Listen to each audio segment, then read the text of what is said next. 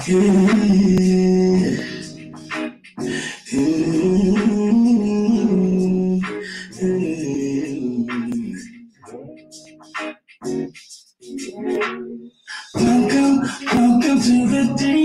the DW experience. Welcome to the DW experience. Welcome to the DW experience. Welcome to the DW experience.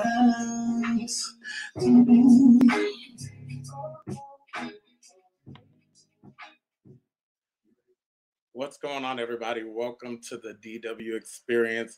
I am so excited. We are on episode number 6. This is going to be a great episode. So first, I want to say thank you to Anointed Radio, to Pastor Jay. Thank you for this platform, for this opportunity, to get to share. And so we're just going to get straight into it. So the DW Experience, we're on episode 6. So the fact that you all are showing me love, the fact that you all are listening, liking, and sharing, do me a favor. If you haven't already, go to the DW Experience, the YouTube page, go to the Facebook page. You can go to my Instagram and like it, show your boy some love. All you got to do is just click like, just bam, that's it. And I greatly appreciate it, and share with your friends that would enjoy it. So really quick, before we get started with our special guest tonight, she is on her way. She's on the highway. I want to talk about something that's been very, very troubling to me today. I've been feeling judged. Let me go to the comments, because I've been feeling judged. Yesterday, I asked a simple question: if any of you have had a peanut butter and mayo sandwich. And the response that I got, I was a little bit taken aback. I felt a little judged about me asking if anybody else had a peanut butter and mayo sandwich. So a lot of people said, ew, yuck. But I'm going to say this. Some of y'all eat chitlins, pig insides, but you judging me for eating a peanut butter and mayo sandwich. So let me tell you how it came about that I ate a peanut butter and mayo sandwich. So I went to the fridge. I didn't go to the grocery store. If possible, okay, let me tell you about it, because you may change your mind. All right. So I went into the fridge and I was like, you know what? I'm just going to make a peanut butter and jelly sandwich. I don't feel like cooking. I'm having peanut butter and jelly sandwich. So I looked in the fridge and I saw the peanut butter and I was like, oh, yeah, I got some jelly. Then I looked up and I saw the mayo, and I remembered a friend telling me about a peanut butter and mayo sandwich. So I was like, I looked at the mayo, then I looked at the jelly. Then I looked at the mayo, then I looked at the jelly. Then I said, you know what? I'm just going to go ahead and try this mayo. So I put a thin layer of mayo on the bread, right? And I put the peanut butter on the other side, and I put it together. And I had a peanut butter and mayo sandwich. So let me tell you about it. It was a sweet, salty, savory, delicious sandwich that I never thought the combination would go together. Now, a lot of you responded like, Gerald, that is gross, that is disgusting. But, some of you may not know, I was born in Canada. I used to have peanut butter and banana sandwiches. So then my girl hit me up and was like, you should try a peanut butter mayo and banana sandwich. And I'm looking forward to it. So for those of you out there, you're judging me, but you ate chitlins and black eyed peas at the beginning of the year. So I would just want to suggest,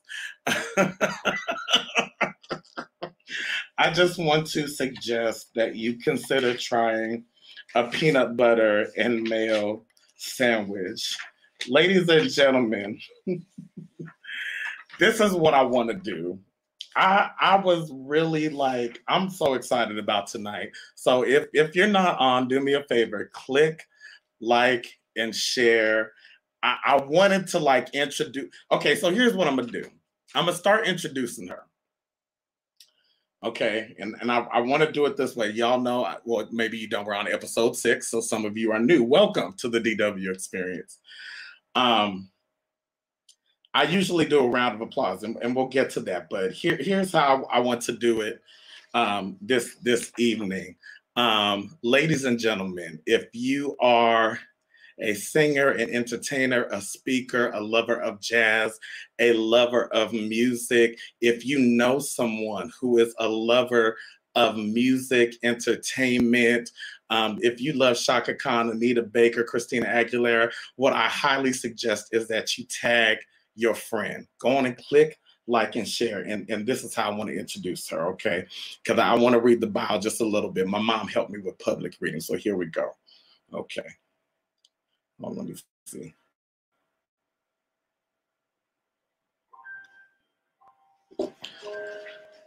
Ladies and gentlemen, as a music historian, her knowledge exceeds that of most, and she utilizes this knowledge to teach and train. She has worked with Mary J. Blige, Christina Aguilera, Jennifer Hudson, Meghan Trainor, Ron Isley, Will I Am, Gawapale, Rasan Patterson, her boo, Layla Hathaway. Huh?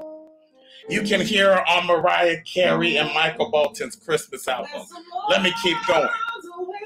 You can hear her on Black Dynamite, Burlesque, Little Brats, The Brats, Boss Baby, Little, and HBO's Euphoria. Let me just keep going for some of y'all babies out there. Disney on The Lion King. Okay, ladies and gentlemen, one voice, 5 octaves. Give it up for the amazing Toni Scruggs. Hi, darling. How are you? I am doing well. How are you doing? I'm doing great. Thank you for asking. A little tired. I had to go to work today, but still good. Can't complain. And it's a blessing to be working. Yes, it is. At this time, I am so excited. Like I have, you listen, you hit me up like, did you read my bio? I'm like, oh, did I? Listen, I don't know. I don't claim to be a household name. So sometimes folks got to get a little, crash course on me. So I send them to the website and everything else. Okay. So let's start right there I read off a resume that just hails in comparison to what a professional singer is.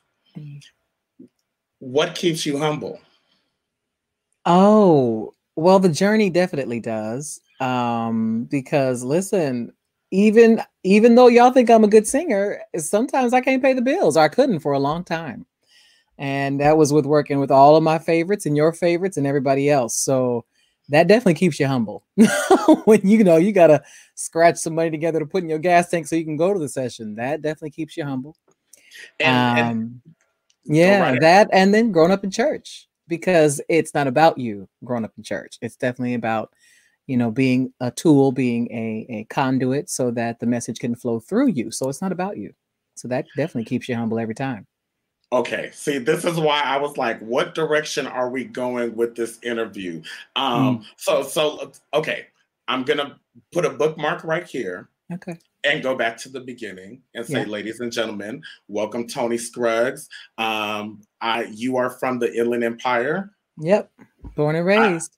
Moreno Valley. Yep. Moreno Valley, born in Fontana. I'm a real Southern California girl. Born in Fontana. Yeah, Fontucky, right. Rancho Cucamonga here. Oh, yep. You know it. Around the corner from you. Yes. Yeah. So I did a little research, so I want to get it out the way, but mother and father singers. Yeah. And instrumentalists. Yeah. Daddy was the guitarist. Guitar, but he plays everything. He plays saxophone, flute, bass, little tiny bit of keys, but he also sings, and he plays all kinds of stuff. So yeah. And then it just transferred down to sisters, three sisters. Three sisters. You are But the my mother, trailblazer. I'm the oldest. I was the rebel. So I'm realizing that now. My sisters and I had two different upbringings, because since I was the rebel, I was doing all the stuff that I wasn't supposed to, and I was doing it all by myself. So I was the one who, we grew up in a household, a religious household, where we, weren't allowed to listen to gospel or anything but gospel music, and maybe some smooth jazz in the good old smooth jazz days. But I was the one who snuck off and was listening to Sarah Vaughan and Frank Sinatra and Bob Marley and Billie Holiday and all the other stuff, and the Beach Boys and the oldies and stuff. So, and we're going to get to that also. Like, I'm sitting here compartmentalizing and working our interview through, because the fact that you grew up in a religious household, and was in some senses limited to what you heard musically, and then to be in this place where, on Clubhouse, it was like I was just dipping in and out, and I was just so. If y'all not in Clubhouse, listen, get you an iPhone, get you a gadget. I love it. Figure it so out. Fun. It's so I tell fun. people, so good. I just like, I would be in there for a couple of hours, and this particular room, it had to go on for a good shift. Yeah, like it was it was a good shift. Yeah, it was a long time. Yeah, yeah, it was a long time. Yeah, and you moderated that. Thank you. And that was your first room, I think. It was my first room, but I'm not a stranger to being the guy who's like, all right, keep it down. Hey, now that's below the belt. Let's start to like direct some traffic. I've definitely in my career been able to direct traffic a lot, so I know how to make sure that everybody's heard. Make sure that people aren't being disrespected and their toes aren't being stepped on. So I've definitely trained for that. Okay. Definitely. Yeah. Another part we're going to get to. So you grow up, you graduate high school, you realize that, you know what, I'm bigger than this inland empire. Like I'm ready to spread my wings and fly. You go to, I'm like telling your story, but I'm like, yeah, you can. You're doing good. You're doing great. You go to Sac State. I do. Yep. You take the jazz. So here's the thing. There was a little hiccup in the middle. Okay. I call it my gap 2 years, because for about 2 years, I didn't do any singing at all. And it was interesting because that was some of my darkest, most depressing years of my life. So I was like, oh, maybe I'm supposed to do this. Okay, good to know. So it was interesting. I kind of snuck in. People didn't know. There are people on this planet who don't know that I sing at all. They're surprised when I put up videos on my Facebook, because that wasn't what I was known for at all. So in college, even my roommate, she was like, do you sing? Because I would be humming around the room and stuff. And I mean, yeah, kind of, sort of. So then she's like, we should go do this karaoke thing. And we did karaoke for my dorm. And My Heart Will Go On was hot right then. I'm old. From Titanic. And I sang it. Everybody was like, who are you? Where did you come from? So then I kind of became the girl who sings that nobody really knew I sang, because I was known for like the playing ping pong and pool, shooting pool. Okay. Nobody knew that I could. You were the fun girl. You were like, I was the party girl. I could, and I didn't drink at all, but I could pour a mean beer. Like I could mix a shot, like people, or mix a drink. It was so weird. And I ended up even living in a frat house, not a frat house, but like the house where a whole bunch of the dude bros lived, for a long time. And I had a blast. And I was the party girl who didn't really party. It was fascinating. But yeah, I did. I got that little karaoke thing. And then my aunt invited me to sing at church, which I did for a little bit, but not long. Okay. And then a friend of mine who I met, who I call my big little brother, because he's about 2 years older than me, but he acts about 6 years younger than me. He kind of walked in my room one day and looked at my CDs and was like, hey, you got pretty good music taste. And I was like, oh, okay. We became fast friends. And then a year later, he was like, hey, I'm auditioning for this jazz choir. You want to come? I was like, yeah, why not? So that's how that kind of went. So there was a little tiny bit of space in between. Okay. But it sounds like, I mean, just to move forward, but it wasn't like you were someone who was like, when I grow up, I just want to, be the singer. I just want to be at the center. I just want to, Whitney Houston it. And no, I was fighting it tooth and nail. Matter of fact, it had, like, my life had to end as I knew it for me to move back to Los Angeles. It had to end. Like, I was fighting it. I was trying to get away. I was like, I want to go to New York.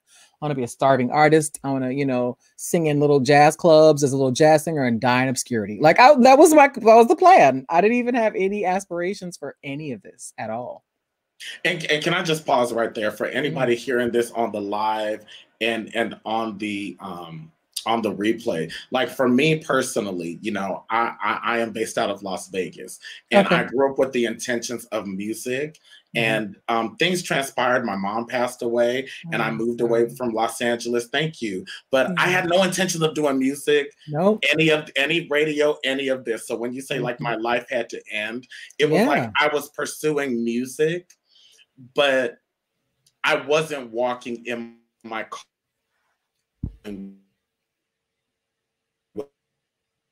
I remember, and this I'm gonna get back to, but like I remember leaving a gig, an open mic, and the Gladys Knight song was playing in my head. Oh, he's leaving on that. Like, I was just like, I'm done. I'm gone. And I never looked back. And some years later, I moved to Vegas and I go to a church to visit. And the pastor was like, you look like you can sing. Okay. I was like, sometimes I do. Right. It was very random. Interesting. And the church ended up paying me to sing for the next couple of years, which somehow it's a whole story into this interview right now. So that's why I'm saying, like, my goal with the DW experience is to uplift, inspire, and encourage. There's enough gossip out there. There's enough salaciousness, which is all wonderful and it has its place. But I want people who listen to this, who may be, especially creatives and artists, who may be in like a dark place or may feel like it's over. Like, hey, it's not necessarily over. Maybe you're restarting. Maybe you're resetting. Okay, so we get through college. We're a party girl. We pour a great beer. We're fun, but we don't drink. Somehow you end up at Universal Studios Japan. You go there. You live in Japan, right? Yeah, but before that, I was an executive assistant. Like, I had a whole other life. I was like, okay, well, I'm gonna, be an executive assistant to, whoever, and I was doing it for, CEOs and department chairs and presidents and stuff like that. So I'm kind of floundering for a second there because I was like, school sucks. I hate school. The only reason I'm going is because of that jazz class. Literally the only reason I was in college was because of that jazz choir. And my friend saw this, my big little brother, and he was like, listen, this is not your life. I was like, big it is. I was like, what's your big little brother's name? Sorry to interrupt. Peter Vaughter. Peter, and he's actually still in Japan right now. But he said, I'm auditioning for, and it's crazy because God sends people to me to move me out of where I am to where I'm supposed to be. And he was one of those people. And he's like, I'm auditioning for this gig in Japan. You should do it. He's like, I don't know if they have any jobs right now, but I'm leaving for it. So I'm going to keep an eye out for a job for you. I was like, fine, whatever. So then I feel like I moved to New York first. And I did move to New York first. I did. I was tired of my life. And I was like, I hate this. I don't want to do this anymore. I was, again, depressed because I wasn't singing again. I was doing every now and again. I was doing, I was still in the jazz class.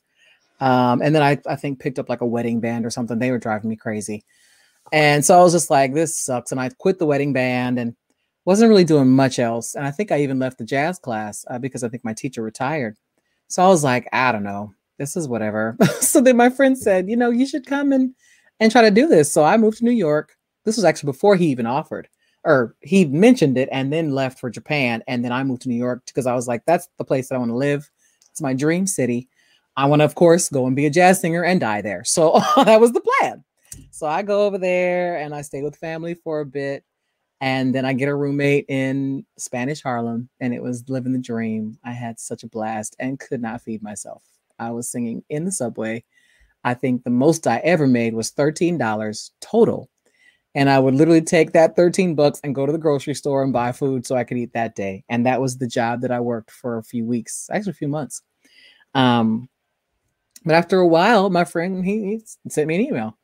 He said they have a job. They have a Aretha Franklin review, Blues Brothers review featuring Aretha Franklin. He said, I think you should do it. He said, they're auditioning in New York. I was like, how is that even possible? He said, yeah, they're auditioning in New York. Take the audition and get the job and come on. I was like, all right. So I took the audition, and it's funny because I auditioned for that, and I think I auditioned for Rent at the same time. And yeah, so that would have been a whole different path, which I so fascinated to see what would have happened to that. But I auditioned for that and then got that, and I was on a plane within 6 months to Japan for a year. I'm just curious to know, what role did you audition for in Rent? What was the name of that? The lawyer. I forget, but it was the lawyer, and then I was going to be the Seasons of Love girl. I was going to be both. I could just imagine 500. That's another song I know. Like, yeah. But it just sounds like either way you would have went. You are destined to be where you are. It's just a matter of what direction. Yeah, exactly. Mm-hmm. Exactly. So now you get through Japan, and I would love to spend time there, but you come back and Shaka Khan. Shaka Khan. So boom. That was the whole when my life ended, because I was trying to get back to New York, and my friend, I have no idea why she disappeared for like 5 years. The one that I lived with, the one who was my roommate in New York. And I was like, dude, what happened? Are you kidding me? And then when I moved to LA, like she started talking to me again. I was like, you got to be kidding me. But I thought that I had to be in LA. So then I restarted again in LA. Life ended. My life out there, came back home. And I was living with my parents for a second, and my sisters, who graduated UCLA, lived in LA and Crenshaw. And they were like, well, you can always come crash on our couch. I was like, all right, it's got to be better than this, because the Inland Empire is so far from everything. Say no more. Yes. So I was crashing on their couch, and I became an open mic rat. I was at every open mic humanly possible. I, was meeting everybody, and not even meeting everybody, but I was just kind of singing. I just wanted to go sing. I started out at Holly Street, where I believe it was Marcus Miller. Okay. Maybe I'm thinking of the wrong Miller. It's one of those Millers, the one who worked with Luther Vandross. Okay. He was hosting a night there. So I went and sang there all the time. And Cozy's was still open then, and Cafe Cordial, all those little holes in the wall. And I would just hit them all up because I had nothing else to do. And so I met a bunch of people, most of the people that are still my friends and colleagues to this day. Tracy Brown Bailey, she was Brown then. Jason Morales, Tiffany Smith, a bunch of people, Terrell Carter. And I feel like my sisters told me about an audition to sing background for Tweet. And she was one of my absolute favorite singers on the planet, living or dead. And I was like, I mean, what could it hurt? I know all of her music. What could it possibly hurt? So I went down there, and all of my friends to this day, friends and colleagues, were in that room. Brandon Wimbush, BJ the Chicago Kid, Tracy Brown, me too, Brown Bailey, Octavia, Pace. I love Octavia. So many people. And then it was her band, which at the time was Charlie Burrell, Nissan Stewart, Craig Brockman, and a few other gentlemen. Please forgive me if I I forget your names, but keep Mavuto Carpenter was also there auditioning. And it was a thing where they were like, okay, so who has her record? I was the only person that raised my hand. And I was like, it just came out like last week. I was like, okay, that's an indicator. I'm going to take over this whole town. And I hate to say that I said that, but I did, because I do my homework. The lady. Okay, we got to talk about that right there. Let's just park right there. Yeah. Because one of the things that I have been passionate about when I am introduced to new artists, and even artists who have been in the industry or the game. I'm not a fan of that word, but it's the lack of confidence. It's like one of the things that I realized. I feel like there are things that I learned. I don't want to say the hard way, but there are things that, it's a beautiful industry, but there are things that definitely has turned me off in our culture. And I think one of the things is this weird humility. Like, why not be confident in your gift?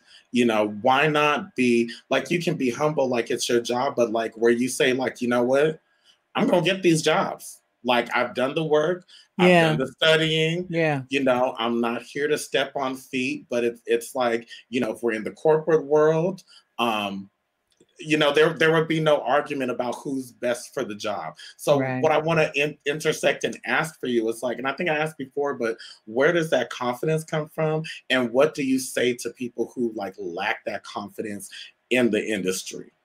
Well, you know, mine comes and goes too. Mine definitely waxes and wanes because when you get to this level, it's not just about ability. It is not just about your resume.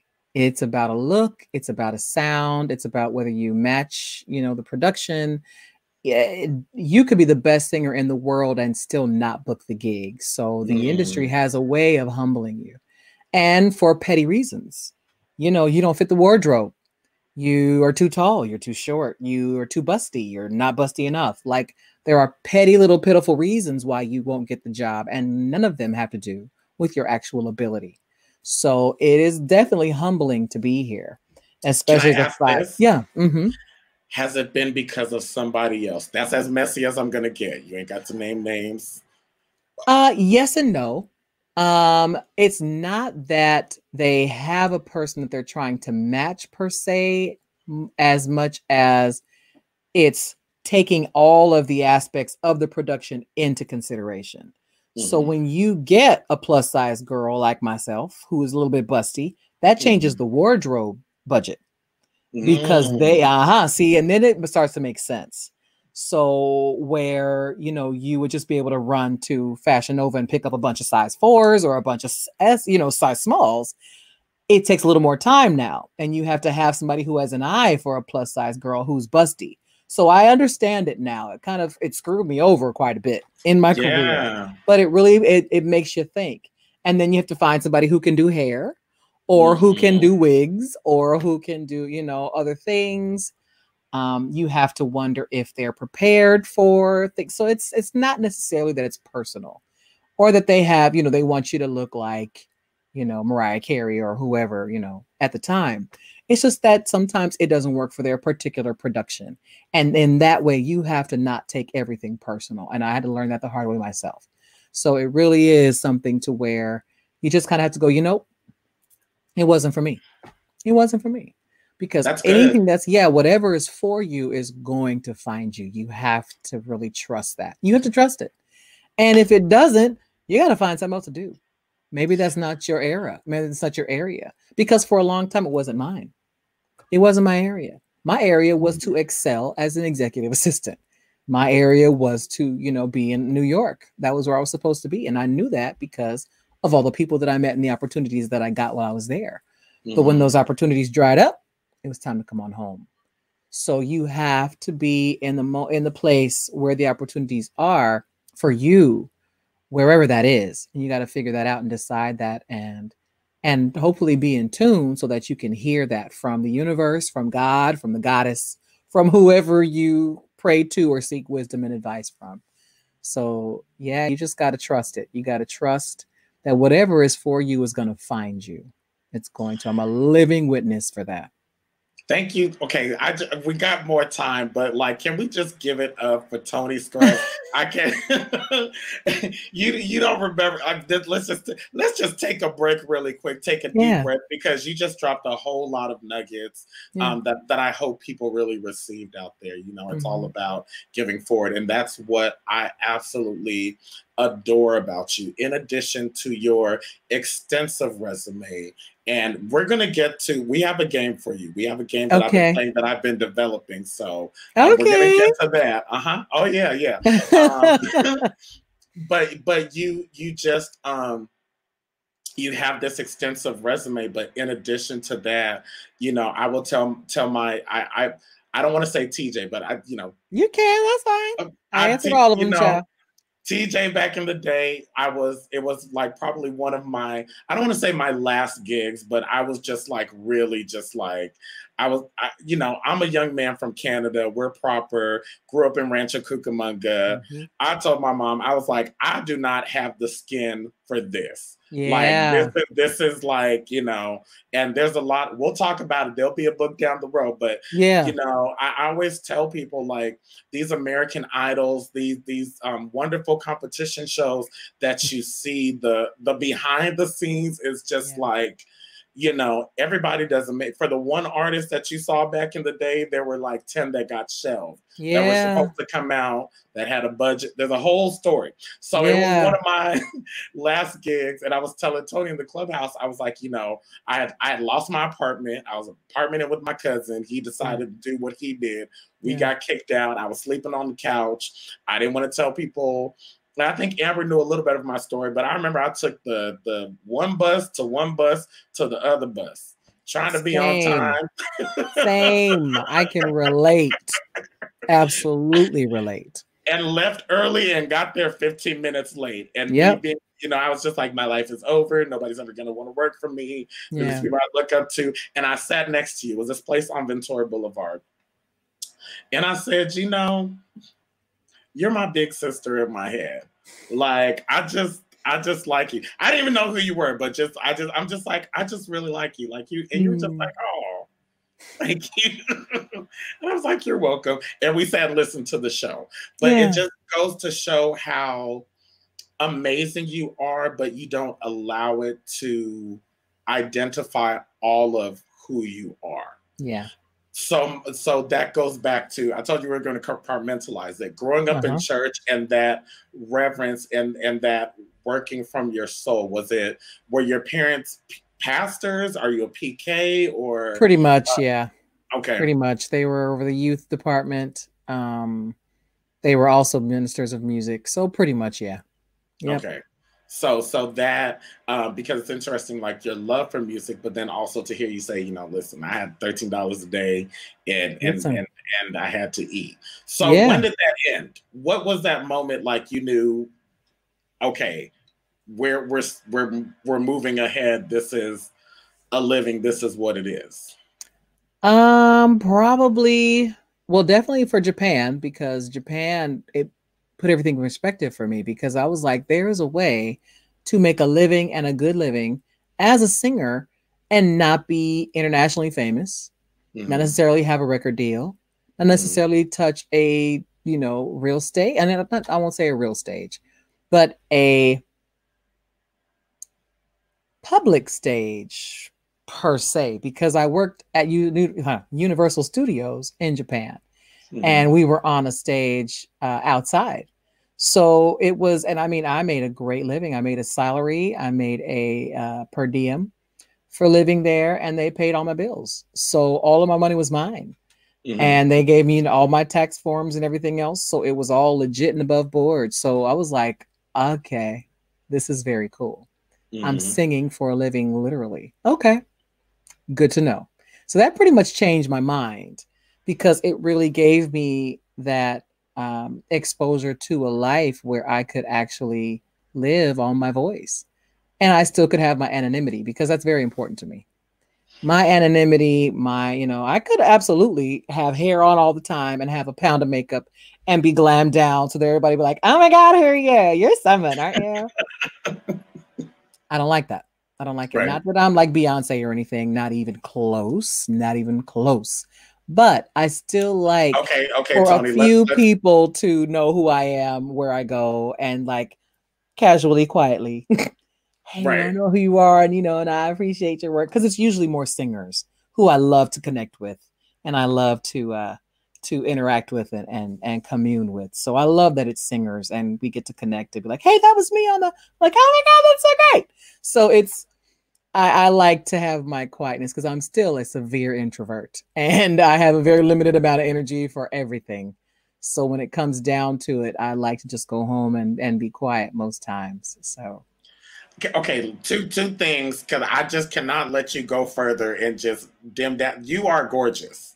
Thank you. Without the makeup or with the makeup, and y'all go to ToniScruggs.com and see.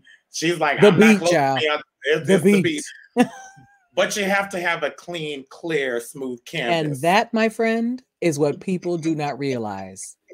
Everybody's like, man, your makeup be bomb. I'm like, no, my skin is bomb because I take care of it. And that's one reason that I have any kind of confidence is that I had to fight for everything that I had, tooth and nail, including my skin. I had to fight for it. Like I had to figure it out. I'm still fighting every day because my skin goes, ooh, I like that. Okay, this week I don't. Matter of fact, I just changed skincare like 2 weeks ago because my skin decided it didn't like the thing that has been giving me life for like 2 years. So I fight all the time for all the goodness. As good as I sing is because I fought for it. I had to hide and run around and sneak and get, all the information. Every nickel that I had went into buying CDs and tapes so that I could keep them and just absorb everything that I heard. So if I do have confidence, it's because I fought for it and I earned whatever I'm having confidence with. I love that, and so let's just go down the vocal historian road. Yeah. Let's start the game. Let's Okay. start the game. Okay. I'm going to give a homage to the wonderful gentleman Terrell Rice because he inspires me with everything that he's doing. He's amazing on YouTube. So I love music. Let me just say I love music. I am honored to have you on this show because I'm honored to be here. Yeah, so I didn't want to bite the game per se, even though the game's out there. So tonight we are playing a game called Truth or Sing. Okay. So we're gonna go a couple of rounds. If you've been singing all day, you can choose truth. I'm pulling up my questions right now. They're just random questions. Thank God. Oh. Or you can choose to sing and we have a word for you to sing. I don't have a timer right now because I said to myself, you know what? With everything going on, the last thing I want to do is apply a pressure of 8 seconds. Right. But I usually can do it in way less. Yeah, seriously. I usually can do it in way less than 8 seconds. When I get this studio upgraded and I have a producer and the sound and everything, please. I would love to. Okay. Toni, truth or sing? Okay. You choose. I don't care. You choose. What do you want? Well, you got to choose. I don't care. Truth. I'll do truth. Okay. Thank you very much. Yeah. Thank you. What's one thing you've been wrong about? Ooh. So I grew up a cockeyed pessimist. Okay. So most of my life, I really thought that I, didn't have the look to do any of the things that I'm doing. Not the TV stuff, not a lot of this movie stuff that I've done. I was like, no, I probably won't ever. And then someone confirmed it for me in high school by telling me, you don't have a look for TV. And I'm like, oh, okay. So that was one. I guess that's one. That's enough. I mean, that's a good one. I mean, and let me just say, you guys need to go to ToniScruggs.com. We'll talk at the end of the future projects and everything. But I mean, literally, if you are an adult, if you are a teenager, if you have kids, you can hear her voice somewhere, literally everywhere, from Disney to if you watch the Kelly Clarkson show, you will see her on there. If you are watching your BET shows on repeat, she is probably on there. I had the opportunity of seeing her at the Anita Baker concert, the final series, which we still don't believe is the final series, but that's another conversation. Don't bank on it. Really? The final series every few years. Don't bank on it. I wouldn't be surprised if we were out there again when the world opens up. I wouldn't be surprised if we start again. Let me tell you. Surprised. Can I tell you the story about that one, and then we'll continue with the conversation? Because that night was absolutely amazing. First of all, y'all was singing your tail off. Thank you. But the best part was when the sound messed up. Right. Because it was like a master class of how to handle. I knew Anita Baker was amazing. Yeah. But to watch her manage the sound from the intricacies, take the lows out, take the highs out. Yeah. I was sitting next to a couple out. They were like, somebody lost their job tonight. We don't know who, but somebody got fired. Almost, because she all the she time knew what she wanted. Yeah. Okay, I got to ask before I move forward. Yeah. I feel like it's elementary, but I'm just going to ask, what is it like working with Anita Baker? Like, what is that experience like? How did that happen, and what is that experience like? It's a masterclass every night. It's a masterclass. And then sometimes it's kind of infuriating because she is absolutely grassroots. So where, you'll have like a professional tour manager or something like that. She don't do that. She has some guy in her organization who may count the money and might book the hotels. So sometimes it kind of hurts because it's like, oh, this is so grassroots. But then when you do get on stage, it feels like grassroots. It feels authentic. It feels real. And the people that are on that stage with us, with her, supporting her, are there for love of the game. And you cannot buy that. You can't buy it. Nobody's like, oh, I got to go do this show again. Hold on, I'll call you back. Everybody's thrilled to be up there. Everybody is excited. Even if we go through a bunch of crap getting there. Once we get there, we are all zen. We are all in heaven. And we cannot wait to support the queen. And I think the same for Shaka too.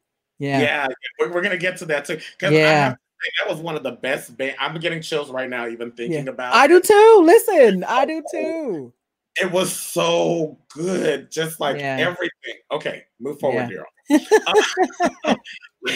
Okay, speaking of that, so let me give you a word. Yeah. The word is fire.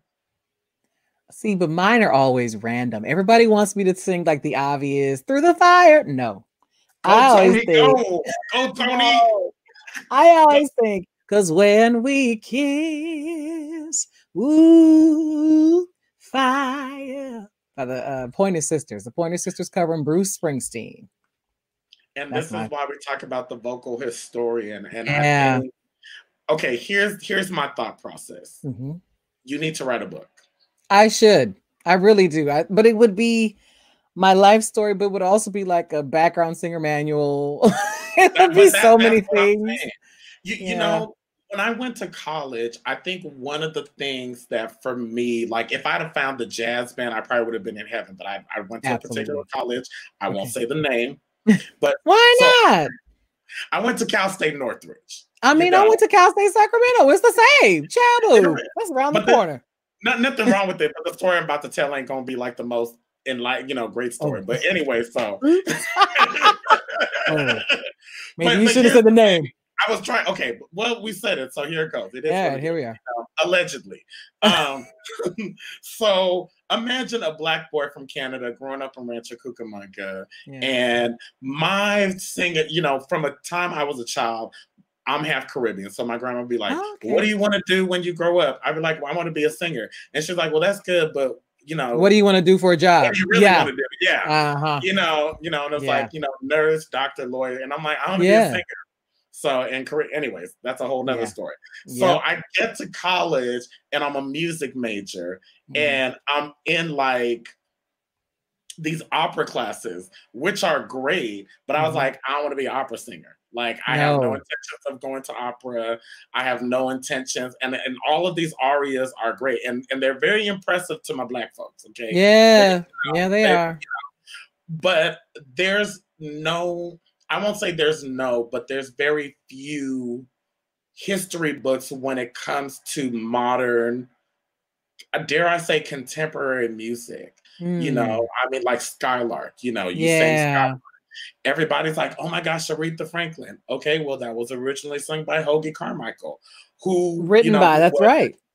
And then I think Bette Midler redid it. Oh, everybody's done it. Everybody's redone it, I think Diane Reeves, everybody. Yeah. And so many, I'm learning that I don't even know if there's really anything new under the sun. And so like, that's where you come in as the vocal historian. Like you can go like, I know that's a popular song, but actually Run DMC redid, or whoever, like Did that come before college, or was that something that was just always just kind of in you? That was before college. Because I tell people all the time, I was a listener before I was a singer. I wanted to hear everything. Even to this day, I have to wear earplugs every night of my life because if I don't, I'm listening to everything. I'm listening to the way the siren from the EMT van bounces off the building. I'm listening to the way that the dog, how far is the dog by how close or how far their voice is, or listening to the sound that the skateboard makes as it goes down the rhythm that as it crosses the lines on the sidewalk. So I'm always hearing. I'm a hearer. I like to listen and hear things. So it's not necessarily that I just want to sing. I gotta sing. I gotta sing. I don't have to sing. I can hum to myself. I can sing with my nieces and nephews who love to sing. So I'm a hearer first. I'm a listener first. And so I was enthralled with just hearing as much as I could. Most times after I heard it 7 times, I would start maybe trying to sing along or learning the song. But I wanted to hear things first. So my thing was, okay, I hear this and I love it, but every time I put this name someplace, something else pops up. So I would, and this was before Google, of course, but as soon as I went, I found who wrote this, I would look and see in the liner notes, oh, that's the same writer from the other one. I wonder if it's the same song. And it'd be the same song, some by a different person. So when, like I was telling somebody a few days ago, technology caught up with my brain in that I've always been trying to have that database where I could push anything in and it would give me all the results. So like YouTube has been an absolute godsend and a full-on distraction in my life, because every time I think of anything, I go to YouTube. Ooh, let me see what's on YouTube. But YouTube helped me figure out, because of course my original training is from gospel, but my preferred training was jazz. And my thing was I kept hearing the same song by different people. And I think that really helped form my own style and my own shape or my own voice, because I got to hear all the same song and all these different perspectives. I got to cherry pick which ones I like the most. I was like, I like that piece. I like that piece too. And I like that piece too. So it was about digging in the crates for me. It was about finding out who wrote it. It was about who was the personnel on the record, the personnel on each individual song. And that usually led me to a new favorite. So I found, I forget how I found him, but I loved Guru's Jazzmatazz. I don't know if anybody, I'm old, so I know Guru the rapper. Somebody he did a whole record. Yes, Jazzmatazz. And it was a whole like jazzy influenced record. But he was rapping over the top and I loved it. I lived it. And that's when I first heard Bilal.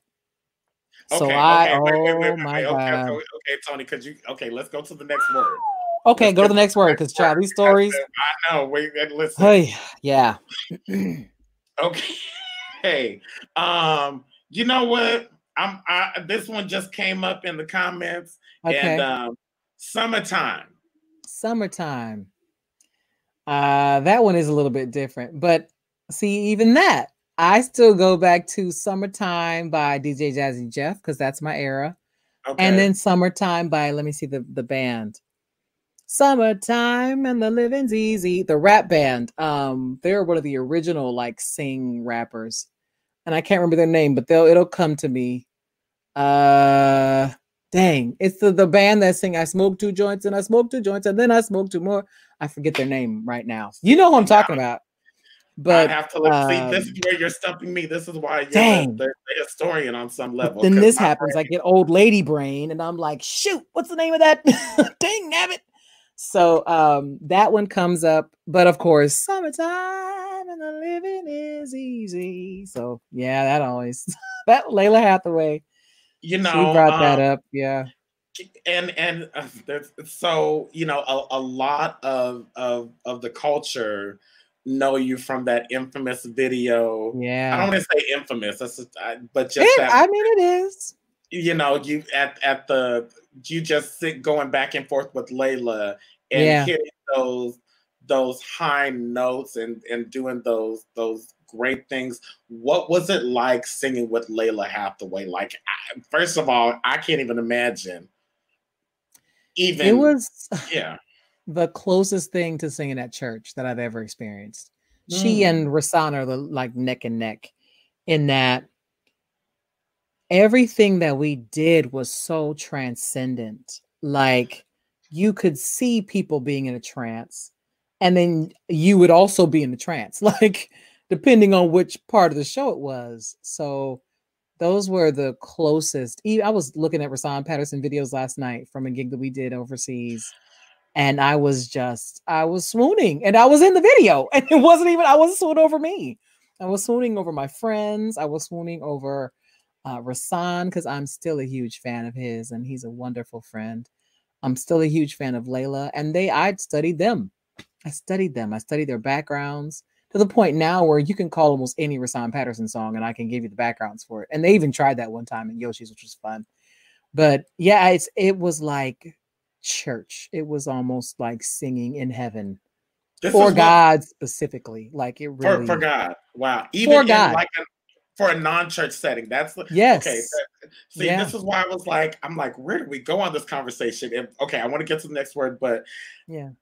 First of all, tell Rasan I said hello. I will. I'm just a fan. That's it. And if his birthday's coming up soon. Yeah. Happy birthday! It's coming up. Yeah. If I didn't miss it already. But. If you didn't miss it, but if he ever wants to come on the DW experience or whatever, I'll put you in touch. I got a Rasan Patterson story too, but we can't. Yes.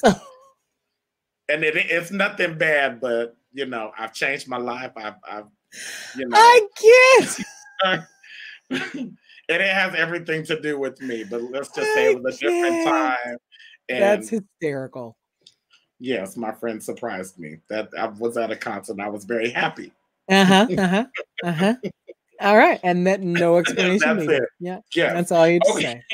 Next word, magic. If it's magic, then why can't it be everlasting? That one. And also, one late night so long ago, and I was not so strong. A pretty man come to me, never seen eyes so blue. That's Heart, Magic Man. I love Heart. Oh, I love Heart. Come on home early, said with a smile. Oh, I love Magic Man. Oh, but yeah. I think that's amazing. And I'm like, it's just amazing how you are so well-faceted, well-rounded, how I feel like on some level you are an artist, you are a singer that music literally just, it pours out of you in a beautiful way. Thank you. It's nothing selfish. How do you learn your music? How do you take it in? Like somebody calls you like, hey Toni, I got a gig for you on Monday. Here it is. Do you already know it or? Usually I do. If it's top 40, I do. I'm a pretty kick-ass karaoke singer. So most of the time you'll see me either with my little, not my iPad, but a tablet of some kind, because I pretty much have the melodies in my brain. I just need the lyrics. So if it's something where I have to memorize the lyrics, and it's something that is a little bit more high end, usually for the smaller gigs, local gigs, a couple $100 here and there, I can pretty much karaoke it. I can, put my little tablet up and kind of read there. And I usually call songs that are songs that I know well, but may, kind of get a brain fart with the words. But if it's something that I've never heard before and I have to know verbatim, I go right back to the olden days and I handwrite out every lyric. Handwrite it out. And then I do what I call my dot matrix, and that's putting notes. I usually have music paper, staff paper. And so you do read music. I do read music. Yeah, you have to for the sessions that I do, TV and movie sessions. You have to read music. So I read music. And I do a relative pitch. I'm not perfect at notation, but I do as much as I can. And then I try to match the pitches with the lyric. And then by the time I do all that, I know it pretty much inside and out. So I just need a couple of rehearsals to kind of cement it. But if I don't have any rehearsals, again, like I'll bring my little notepad. People see me. I will come clutching my notepad like a friend. It'll be right here. And I'll hang on to it. And if not my notepad, my little tablet, and it'll have my notes in it. Toni, So we are like coming down on 5 minutes. I just want you to see. Oh no! I just want you to see like my notes. You know, we can go a little bit overtime, but we you know, I like okay. We can. Listen. If my people, you out there, there's literally 14 people listening right now. Hi, 14 people.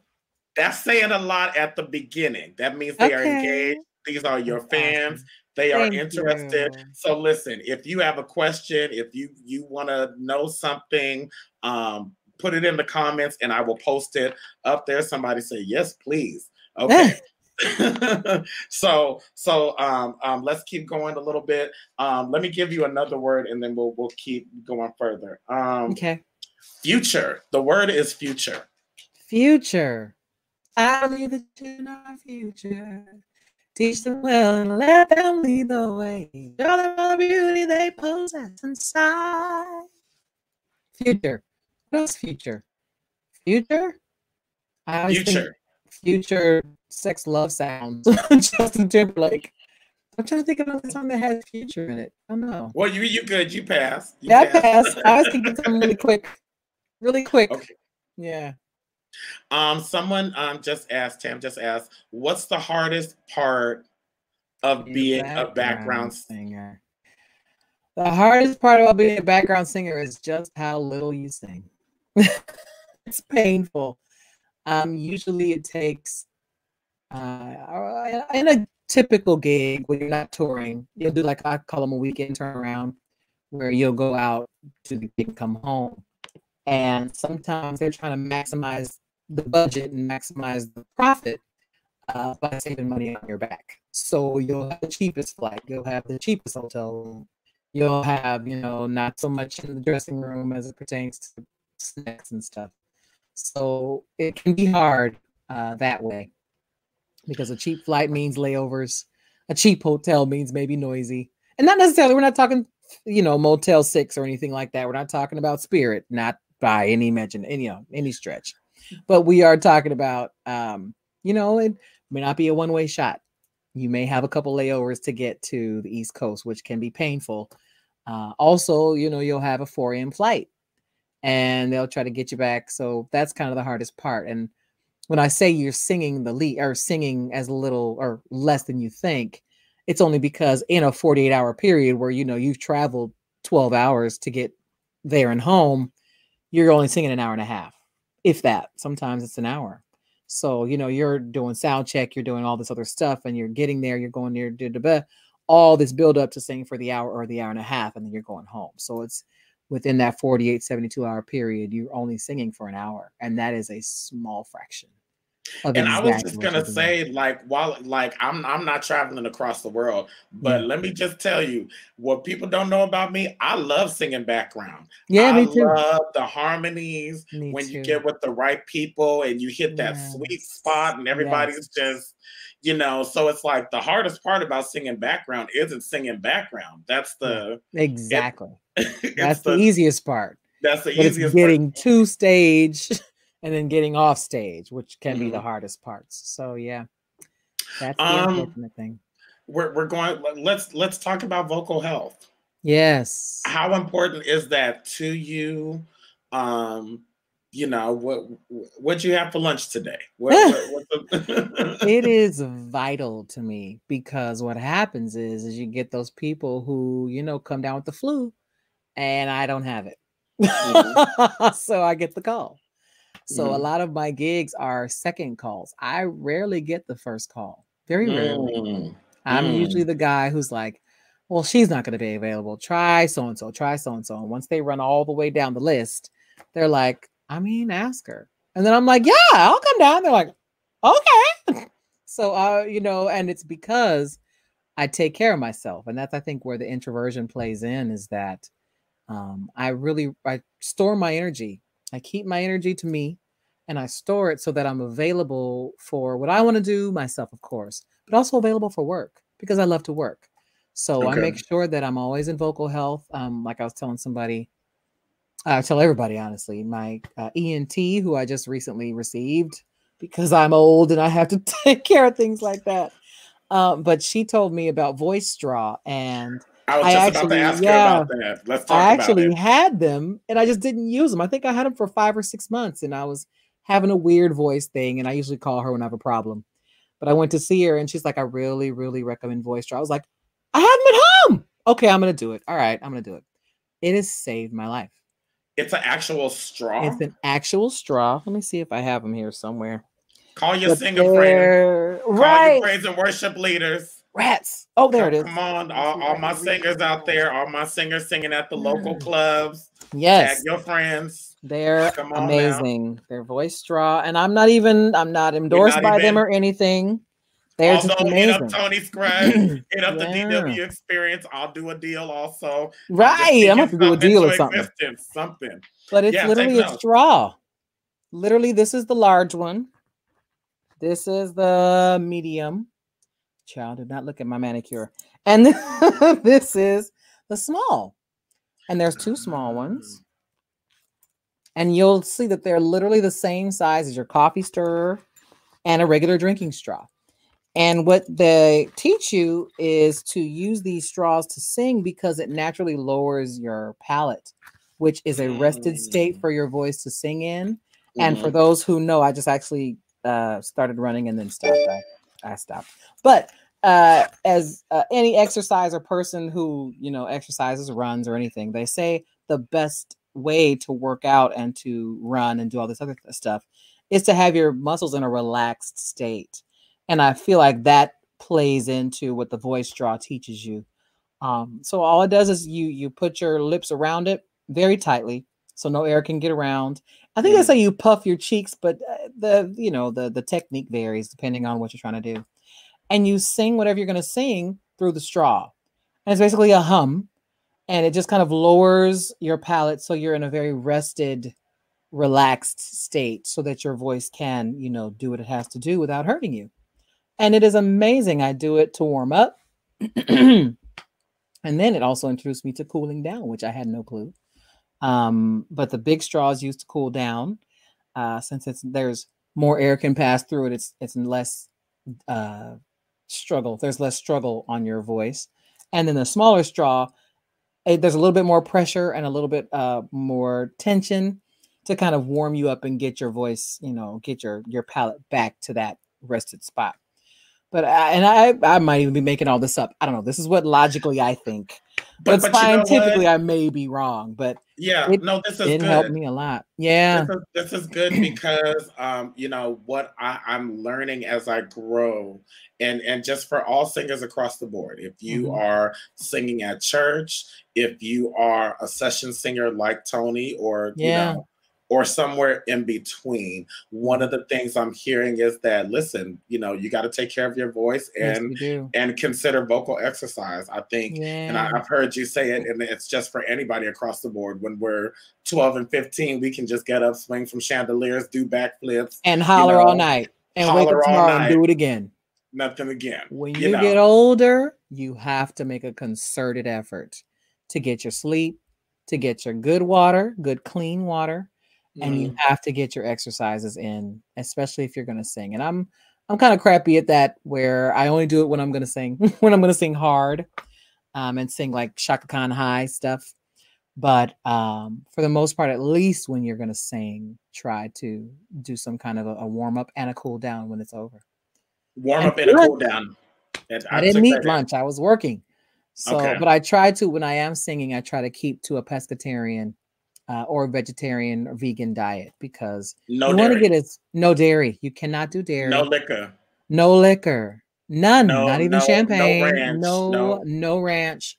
No citrus. No citrus. Not even in your tea. No caffeinated teas, because caffeine dries you out. So I try to make sure I'm having at least, fish, lean meats, if you're going to do meat. But I try to really avoid eating before I sing. I try to at least do it, or at most do it 4 hours before, if I'm going to do it, because I have a terrible habit of belching when I'm singing and trying to eat. So when I have too much food in my stomach and I'm trying to gulp air, because I gulp air, I'm belching everything out. So I have to avoid eating a lot before I do. You know, I just sing at church, and yeah, I belch in the church. I'm it's a sorry. mess. It's a I'm mess. God, I'm so guilty. And sometimes you'll catch me like, ah, and I'll be burping in the middle of a word. And it's horrible. I know, but sometimes you can't avoid it. Sometimes you have to eat before you sing. It But I try to happens. say at least get it down so you have the energy as opposed to just having the big food gut. And that's another reason why you should really be careful about what you eat. So that in case you do have to eat before you sing, you're at least not belching this huge, horrible, something. You at least try to get a Get it light out. meal in. Yeah, a light meal. So I do we'll, drink tea, but it's very, very specific. Hi, Keith. I'm seeing the questions down there. Hopefully you don't okay. mind me answering. No, not at all. Not perfect. But yeah, I do drink tea, but it's definitely ginger teas. Ginger teas that do not have leaves. Because I have a personal, issue that I cannot have tea with leaves. So ginger teas are the best for you, honestly. There's a ginger honey crystals by Prince of Peace, I believe is what it is. Little tiny gold packet with turn me on to ginger. that. Yes, with ginger root on the front and honey on the front. That was Shaka Khan special. She told me about that. So that's the get that at best Whole one. Foods, Yes, you or can. Sprouts, or Everywhere now. Oh, really? Almost. Okay. Almost. Yeah. We need real organic grocery store. Organic or high-end grocery stores usually carry it. Okay. And also like vitamin stores too.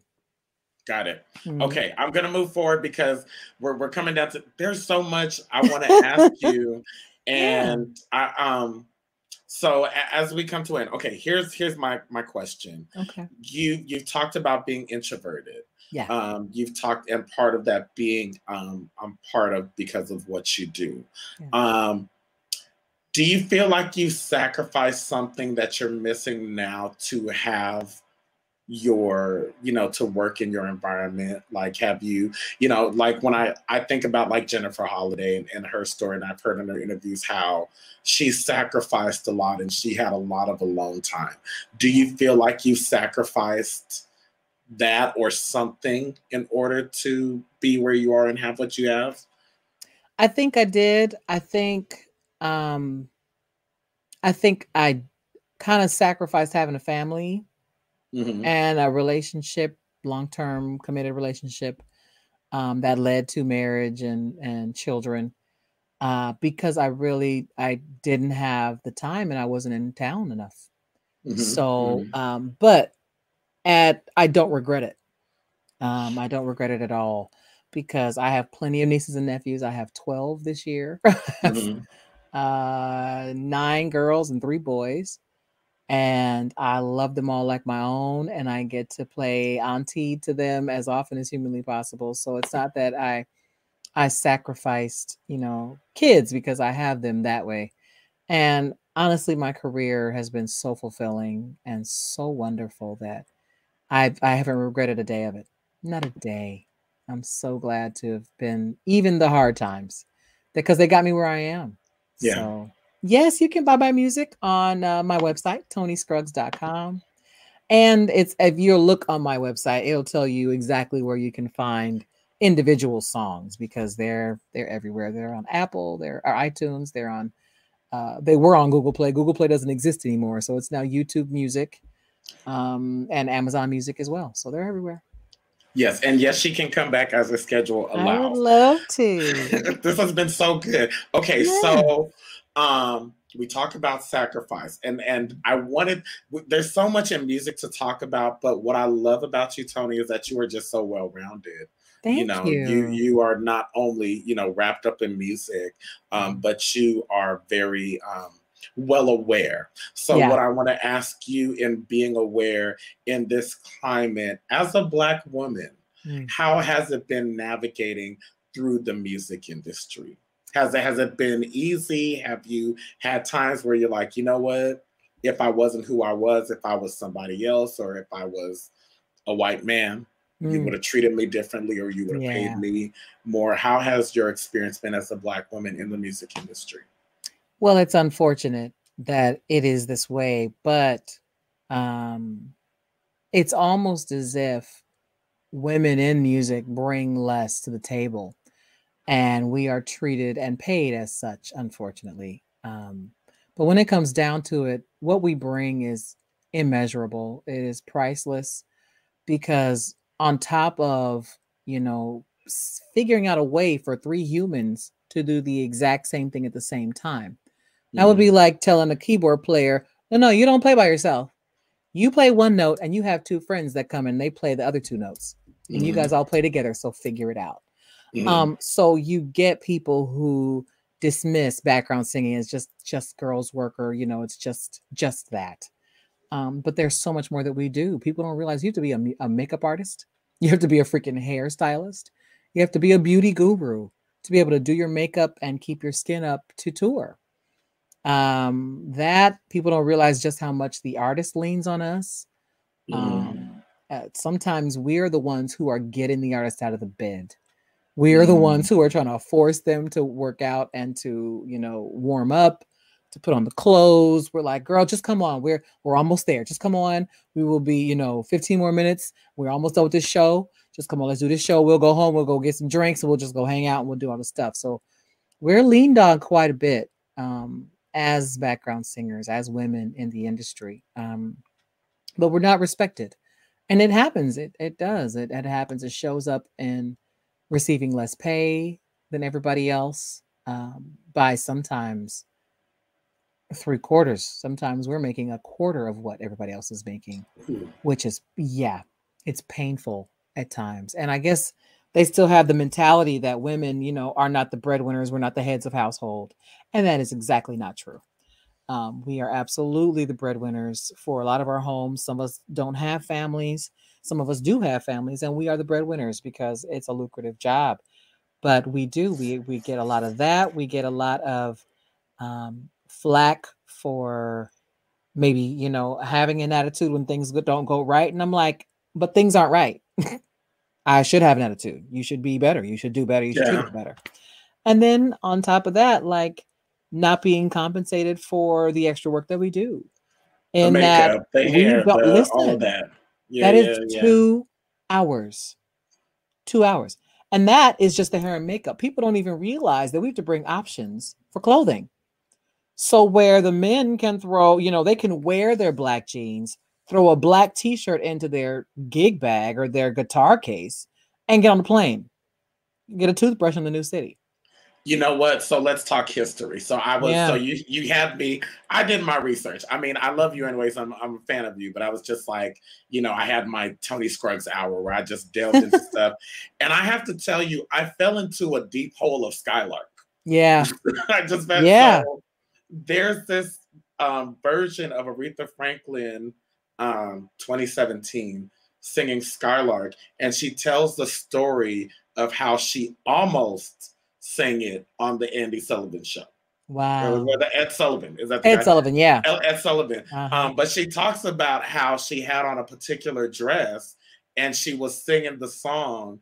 And now imagine this is probably the 50s or 60s, late 50s, early 60s. And they were like, that dress is low cut. It's too much. No, get her another dress. And Aretha's like, hold on now. I got other choices. Let me. Yeah. And she finally found the right dress to wear through her sound check. And when she sang, it's not funny, but it's like, she was like, this is the song I almost sang on Ed Sullivan. Because she still didn't get to sing the song. They were overbooked. But it's just like, we don't take into consideration that that's just so amazing. Like even Aretha Franklin, she was the goddess that she is. The goddess that she is. And then the Doors probably came on next week and in torn jeans and no shoes and barely brushed teeth and not almost brushed hair. So then there's that. There's a lot of stuff we go through that people have no clue.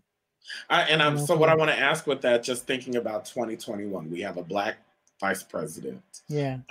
Black female vice president. Black female vice president. Shout out to the Divine Nine and Alpha Kappa Alpha. Yes. I come from a long line of AKAs. Yeah. But even today, it was so interesting that she got this weird flack for wearing tennis shoes. I don't know if you saw in the news, but was it Vogue or something? Vogue, and it's already started, just kind of like the weird vitriol. I just bring that up to ask, for the future, and let's just hone it in on Black female entertainers, singers, who are coming up after you.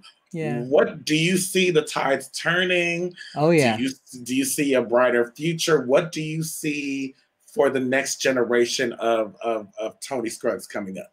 So the beauty part, the beauty for ashes that is COVID, has really changed a lot of things. People don't realize, where people had to keep this image up all the time, where they, if you were ever caught without, the perfect skin, the perfect makeup, the perfect hair, the perfect ensemble, you were judged. Now it's leveled. Now people are like, and they're wearing sweats for the third time today. Who cares? Makes everything, it puts things into perspective. Now it's about, what do you actually bring to the table? Because now there are no cameras. Now there are no, crazy hair and makeup people that have to keep in your house. You're home. Mm-hmm. You're home. So you're not really going to be that way at home. And I think it's a beautiful thing that it's brought reality to a lot of these fans, in that fans are like, oh, that's the dream. And I'm sure they wake up hair and glam down every time. And they have their hair and glam team that live with them, and they have it. Now you're getting the real. And this is where I live. I live in reality. Mm-hmm. I love it. I love sweats. My favorite thing to wear is Abercrombie and Fitch sweats, honey. They're the softest, most amazingly lush. And I love the men's sweats, honey. Oh, you've been getting paid. Honey. You've been getting paid. No, I just caught a good sale. Sweats. Just caught a real good sale. Especially for this Christmas and Thanksgiving. I just caught a real good sale, because I definitely, child, $75 for some pants. You crazy? That's work pants. If I'm not making money in them pants, I ain't spending no $75. I just caught some real good sales. Okay. But no, we're getting to the point, and even in COVID, now you're getting, everybody can make content on social media. Yes. So it's not special anymore. You see, people aren't really going viral like that anymore, because now it's not to a point where there's only a sacred select few that can make content all the time and just generate content and do. Everybody can. And I'm seeing all these people who are mad. The algorithm. No, what's happening is that everybody has the time to create content. So the algorithm has nothing to do with it. Now you have to actually compete. So now it comes down to, are you any good? That's my favorite thing Toni Morrison ever said. Are you any good? Come on. What do you actually bring to the table? Yeah, so we're getting to the point. That's one of the things, the blessings, the silver linings to this cloud of COVID, is that we're getting down to the real. We're getting down to the real. And I really honestly believe that the industry is changing because record companies are starting to divest. And record companies are what have messed up the music industry for everyone for so long. We have to do a part 2 on that one. Oh, yes. Oh, yes. Toni Scruggs, that's a whole part 2 right there. I got a story on that one too. Yeah, and they're divesting. They're investing in tech now. So we actually can have music back to us. And I really believe that now quality can rise to the top again. So I might even throw my hat in the ring. I'm thinking about making a record. That was one of the questions I was going to ask. And here's the thing with you, Toni, and let me just say this. You are, you have a fan base, I love you have a group of people. I got messages today, like, I'm going to be listening tonight. Yay! And let me park right there and saying, like, this whole show, this whole DW experience. Hi, DW!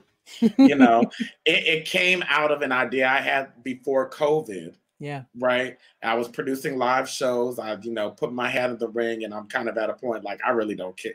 I care, but I don't have the same attitude I had when I was younger. I'm just here to do what God called me to do. Yeah. Right. So when I hit you up, I was like, I just post the day of who my guest is and promote that way. And somebody was like, well, Daryl, you should do a couple of days to garner enough attention. And I said, you know what? There's about 20 shows tonight. Yeah. There's so much happening all the time. If people tune in, if people listen to me, it's because they want to be here. That's exactly what I think. And that's why I'm being respectful of people's times, because, and let me just put this, what I know to be true, our attention span is not what it was yesteryear. So true. Okay. So true. Microwave. 3 minutes tops. I know y'all getting tired. Because listen, I am. Ciao. You know, it's just there's so much goodness to get out of you. So we definitely have to do a part 2. I would love to. Thank you. Such an honor. I would love to. How do I want to conclude this wonderful time of talking, because I know you need to get your rest in. And let me just say, I just want to thank everybody out there that has been listening. The fact that you are still here, the fact that you are going to see this by replay. Here, I go preach them over real quick. It is not by accident. Right. I just want you to know it's not by accident. Right. You were meant to see this interview. You are meant to be a part of the DW experience. So go back to the beginning and get all the nuggets out of it. We didn't get to play Truth or Sing the way I wanted to, but that's okay, because no. Yes, you got to come back. Yes. Let me and I have some other ideas too, because you are techie. Yes. Where there is a will, there's a way. Don't you let that Android fool you. Don't you let that technology. Toni Scruggs will do what an iPhone can't. Listen. Period. Period. Pooh. Period. Period. Period. So let's end it this way. Let me ask you, what is your song right now? What is the song that has gotten you from 2020 to 2021 with everything going on? We've seen the Capitol. There's and I want to have you back on, because we didn't even get to talk about Black mental health and creative. Honey. That's a discussion in of itself. So, oh my God, yeah. Okay. Yeah. Well, let me see. My friend just said, she said, I'm holding off on my shower for this honey. Thank you, girl. Listen, I absolutely am honored that you are. I appreciate that. I do not take that lightly. Yes, ma'am. So can you end the show with what is your song? Oh, there are so many. There have always been so many. Everybody's like, what's your favorite? I'm like, you have to tell me a genre and a year. But like, yeah, but what song am I? What's getting me through? What's keeping you right now? What's keeping me right now is Aretha Franklin's catalog, because I'm actually vocal producing and contracting and hiring and everything for her National Geographic's Genius Aretha season. This whole season that's coming up next with Cynthia Erivo, and we're the I call it the we're the, what did I say? We're the heart team. We're the ones with heart. Jennifer Hudson, her movie has the budget, but we got the heart. We are all in it for the heart. Listen, you said Aretha Franklin and National Geographic right there. Yeah, and this is the first singer that they're doing for that series. So it's incredible, and I'm able to help Cynthia and the young lady who's singing as Little Ree, they call her, capture her sound. And so I've been living her catalog for about a year now, and it has gotten me through. And most specifically, this random song called You that I never heard of before. Okay, wait, hold Please find that song. Yeah. We're going to find it, because I want you to sing it, but let's get to the questions. Yeah. Keith, yes. We're in COVID, so we're still quarantined. So I'm not wanting to be out. But let me just say, the fact that y'all are enjoying this inside here lets me know there's bigger to come, and hopefully down the road, Toni will be a part of that. Tam just asked, she said, how do you stay so, how do you just, go ahead, Toni. Stay so humble. Life, honestly, life has humbled me. And then I really honestly believe that that thing that the church, like the Bible says, where it's a rock is going to cry out. You don't have to do it. God can use you or anybody else to do what you're doing. So I feel like, go ahead.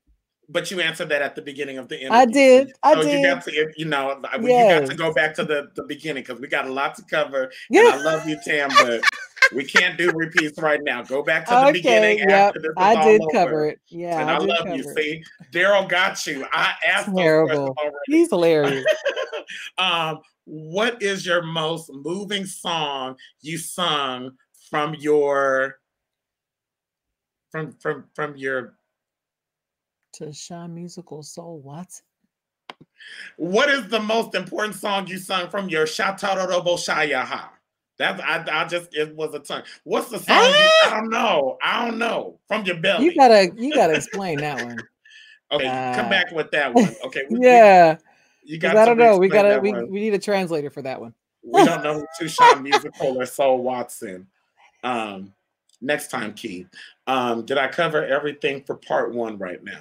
Ladies and gentlemen, thank you all for tuning in to Toni Scruggs. The fact that we got some hearts, we got some likes, and we got some shares. Let me say, Toni, this is episode 6. Oh, that's awesome. Wow. Yeah, no, I haven't been doing this for years. Congratulations. Okay. COVID hit, and I said, I'm not going to waste this good backdrop. Listen, it's a good backdrop. It's a good good logo.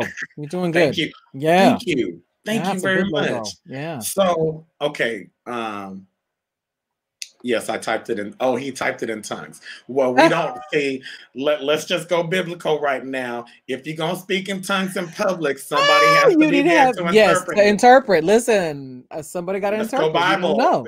We don't have an interpreter right now.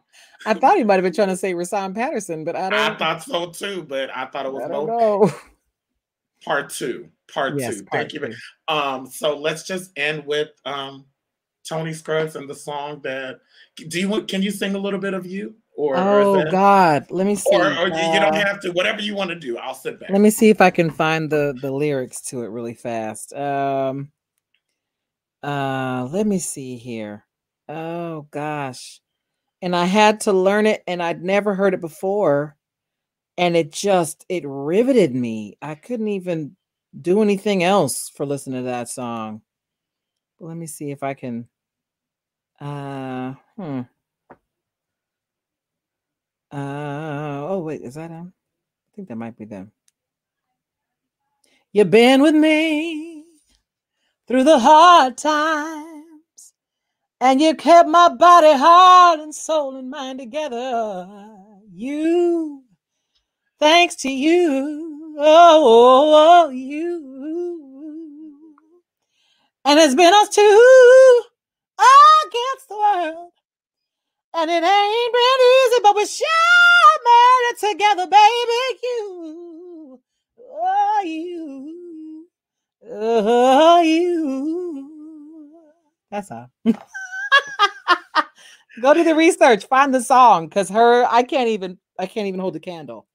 She is the goddess that she is and was, and you have to hear that song from her first. I don't even want to sing that much, because I want you to hear it untainted, because the song is perfect. I just want to say, Toni Scruggs, first of all, where can the people find you? Let me make sure to ask properly. Where can the people find you? Where can they find your music? Yes, on ToniScruggs.com, it has everything. It has all of my social media. It has videos and YouTube, so you can start down the rabbit hole. It has everything. So just go there, and it's spelled just like it is, ToniScruggs.com. Thank you, Toni. Look, I want to get this right. When I get a producer and everything, but you get the point. We're closing out. I love this Skylar song. I just want to say thank you so much for being amazing and being on this show. I'm looking forward to seeing where your career goes. Me too. Well, let me just say 2021 is going to blow your mind. And I hope so. Ladies and gentlemen, give it up for Toni Scruggs. Thank you. Say to me, can you tell me where love can be?